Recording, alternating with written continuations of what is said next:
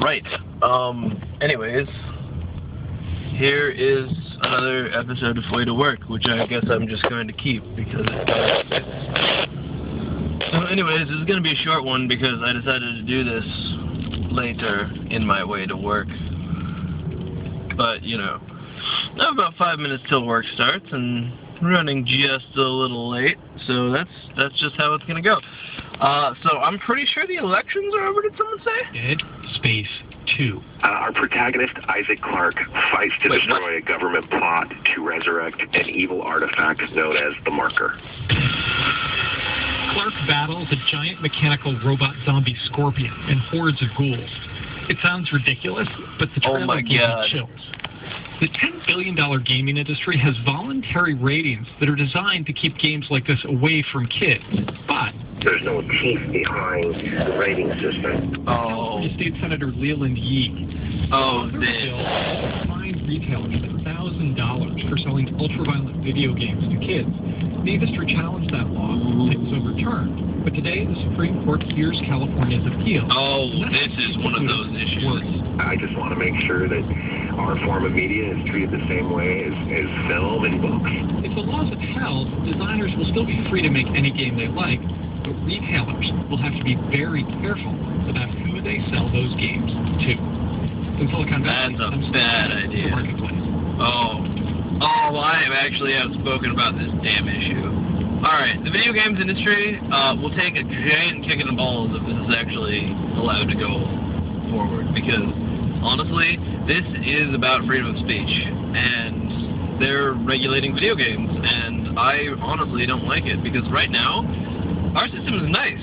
Like, kids can't buy video games by themselves. They can't just go out and spend, you know, $50 from their parents' wallet and go buy it. That's the good part. Retailers, check. And honestly, making no kids be able to buy it, I think, honestly, that's a decision between the kids and the parents, whether a game is too violent or something. So, they're making it seem like it's not that big of a deal for the games to be regulated, but it is a really big deal, because this is a very slippery slope, and I definitely do not like it. So anyways, that was one of the better NPR things I've done, because I was expecting to hear something about the election, and that was pleasantly surprising that they're actually talking about this issue, because the Video Game Voters Network is awesome in that it's the first group that I really honestly like agree with their message like pretty much entirely, and just, you know, it's one of those things that I really don't want games to be regulated like this, because games can be a definite art form.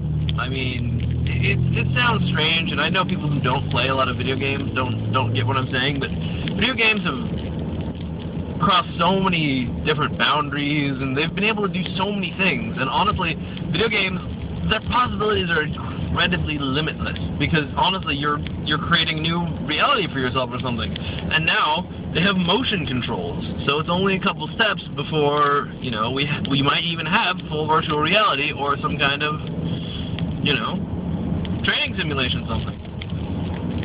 Honestly, like, soldiers wouldn't have to get themselves hurt in order to train or, you know, be in combat situations.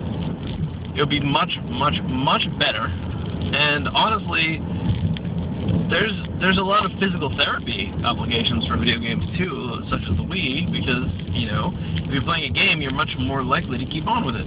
Anyways, work's gonna start soon, but I support the Video Game Voters Network, and I think you should too if you care at all about, well, pretty much freedom of speech, because that's what's going on right here. They're saying video games aren't a legitimate form of media, and they are wrong bastards. Oh yes they are. Goodbye.